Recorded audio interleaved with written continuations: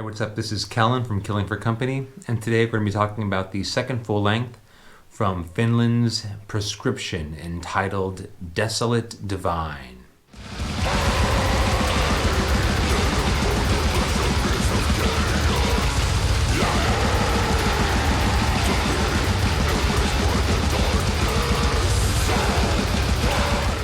So to get to know Proscription, hold on a second, we're going to take a little bit of a trip. Going back to around the mid-aughts in Colorado following the musician of Terry Clark. Terry Clark, otherwise known as Christ Butcher, is in a bunch of different extreme metal bands in Colorado in the aughts, moves to Finland in 2007 and there picks up a band called Maveth. That was my introduction to him as a musician. They had a handful of releases towards the end of the aughts and the early 2010s. Most notably, I became familiar with them through Coils of the Black Earth, which was their lone full-length, along with a few other small releases, demo, EP, compilation, so on and so forth, around that time period. Even though the band technically disbanded in 2014, I believe, it was a relatively short-lived project, and this gave life to Proscription. Now, the sound here, while technically as Terry moves to Finland, you could call them a Finnish death metal band, but the beating heart of this sound, to me, sounds very much American.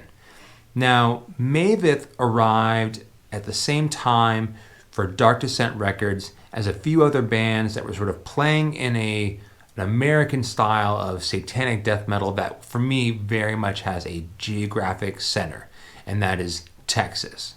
In my mind, I have grouped in Maveth, even though being a Finnish band, and Terry as an American musician rooted in a part of the American death metal scene that had the likes, especially during this time period. You're talking about Blaspherian and Imprecation, two bands that immediately jump to mind when you're thinking about this time period, 2007, 8, 9, 10, 11, 12, that transition from the aughts into the early 2010s, coming from that part of the country that's playing in a very specific kind of infernal, blasphemous death metal. Terry, to me, and Maveth are 100% in that world, and that carries into Proscription, which is why we take this journey back in time to talk about an American satanic death metal and why that's relevant for this Finnish project. Now, along with Terry, the band is rounded out with a few other Finnish musicians. Here we're talking about Jere Niemi on bass, Mikko Koskinen on drums, and Kalle Lanto on the other guitar player here in this band. Proscription has a little bit of a different sound, though, I think, by comparison to the two bands I previously mentioned. Blaspherian and Imprecation are a little bit, I don't want to say like rudimentary, but there's a certain kind of barbarity to their satanic death metal. And here we get Proscription with a little bit more of a nuanced sound. So here are the two things that I need to qualify in terms of separating them by comparison to those other two bands. One, there is I want to say, potentially more mature or sophisticated, complex approach to melodic composition. That 100% is, I think, rooted in an influence from Immolation. So over the years, Immolation's guitar sound has really spiderwebbed in a variety of different directions, some being more dissonant than others. I don't think Proscription goes quite as far as what the current extreme metal landscape, specifically in the world of death metal, has to offer. This is not a band that is doing incredibly dissonant death metal, but there is a very specific kind of melodic or complexity to their sound in terms of guitar harmonics and choices and phrasing that is important to talk about and specifically reference Immolation as a major influence. Now, in the same way that you would attempt to sort of distinguish Proscription from their counterparts or from their sort of primordial brethren, I do think they also have a little bit more of an up-tempo, aggressive, fluid, dynamic playing style.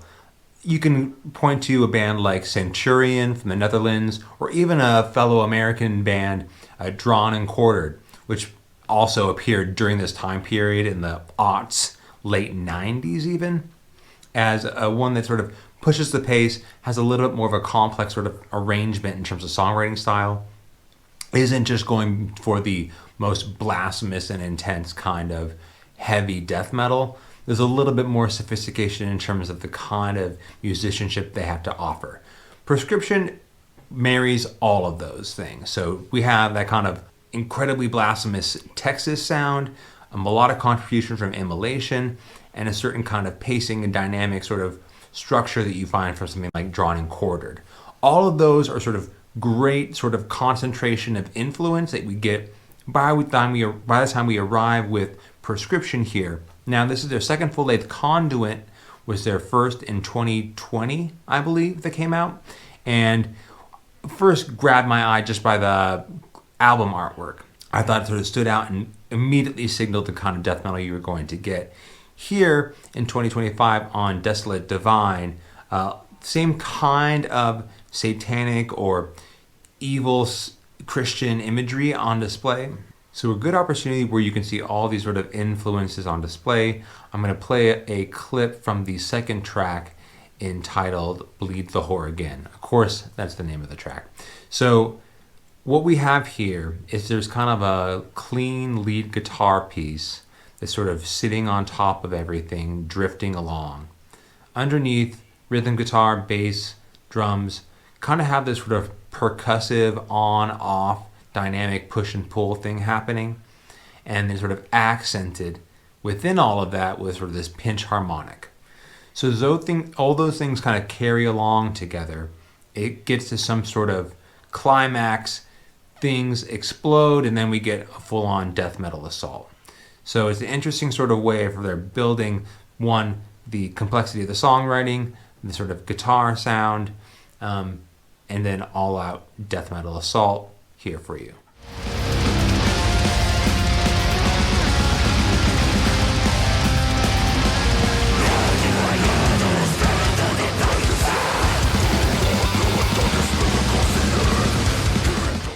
Now, like I did previously mention, there is plenty of quality musicianship going on a satanic death metal record here. And for all its fluid precision, there are some sort of very specific moments where, being a satanic death metal record, they're paying careful attention to atmospheric qualities and seizing the opportunity to sort of elevate the overall experience of this record by sort of captivating that kind of satanic ritualism, occultism going on. That's most notable on The Midnight God. It comes here in track number 4 on the album, kind of sits right in the center of things. It had been released prior to Desolate Divine as part of a split, and sits kind of like at the heart of this record. It is probably the most atmospheric track on this album. I think it's also the slowest. There's careful attention to make sort of the guitar melodies a bit more drawn out. Even the death metal parts, I think the guitar phrasing is a bit more elongated. It helps to sort of limit sort of any potential frenetic pacing, while there are a few moments on this track that do sort of erupt into something a bit faster and aggressive. It is a much moodier track overall, and I think is probably one of the better moments in which they capitalize in terms of atmospheric qualities here on Desolate Divine.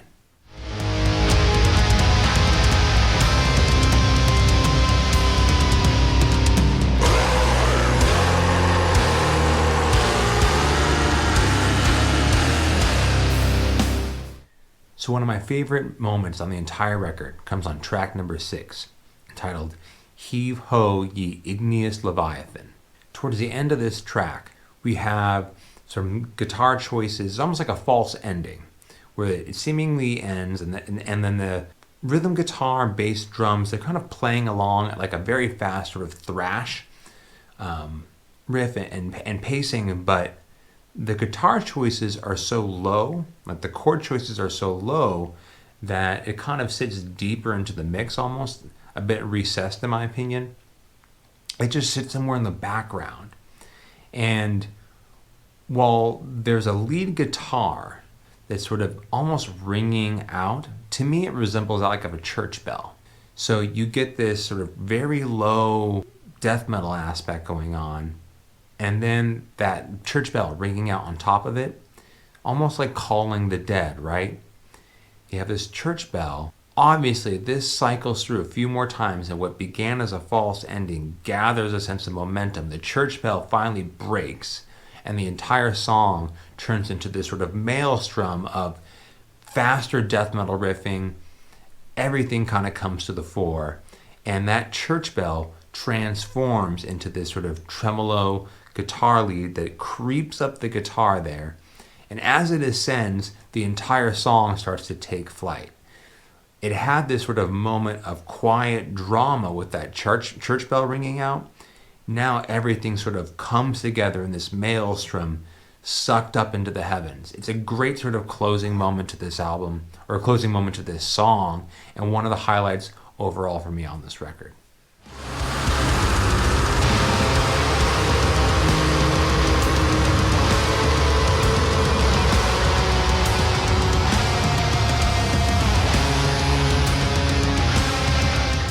So I guess in closing on this record, kind of two major points I would say. If you liked Conduit, or at least you were intrigued as to where this band would go, I think Desolate Divine 5 years later shows some growth in their sound. There's a bit more nuance.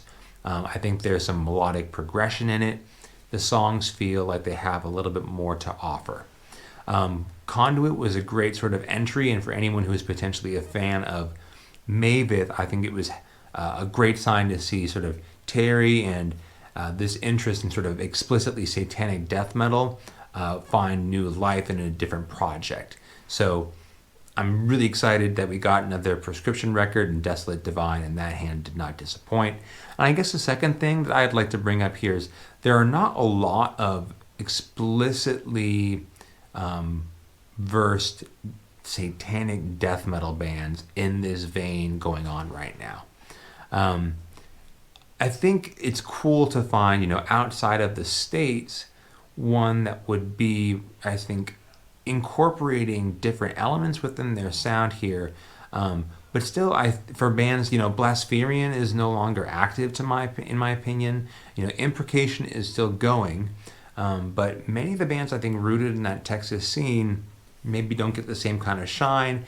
And maybe people would look at a band like Proscription being Finnish and assume that we get another sort of Crips or something along those lines. Yes, this is a Finnish death metal band, but with also, I think, a very sort of American sound going on here. So I'm happy to see this project continue, that Terry's musicianship, has found life within a different project, and Proscription continues to put out quality work here. So in terms of 2025 and where this album ranks, I'm not really sure. Here we are a little bit more than halfway into 2025, however, and I can say without question this has been one of my favorite death metal records to come out. We'll see what the rest of the year has to hold, but so far I have a very high recommendation for you checking out Proscription's newest album, Desolate Divine. That's all I got for you guys. I'll see you later. You can always catch me over on Album Club every Wednesday night. I'm doing reviews every once in a while here for heavy metallurgy. And of course, you can check me out over on my channel, Killing for Company. Every once in a while, I'll post a video on that channel. Thank you so much for watching. I'll see you guys later. Bye.